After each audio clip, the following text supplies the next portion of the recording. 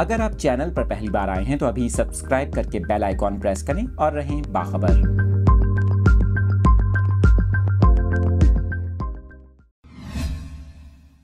कराची के मौसम के हवाले से अपडेट कर रहे हैं आपको। महकमा मौसमियात का ये कहना है शहर कायद का आज कम से कम दर्जा हरारत 20.5 डिग्री सेंटीग्रेड रहा, जबकि ज़्यादा से ज़्यादा दर्जा हरारत 27 से 28 डिग्री सेंटीग्रेड रिकॉर्ड किया गया।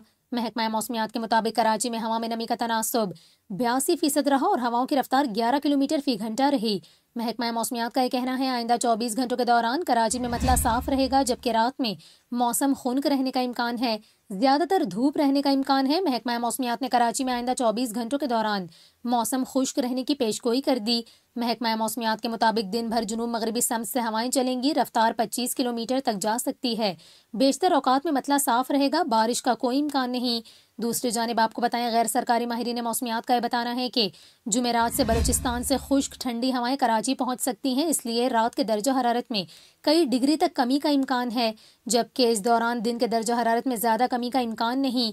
ज्यादा से ज्यादा दर्जा हरारत 27 से 28 डिग्री तक रह सकता है।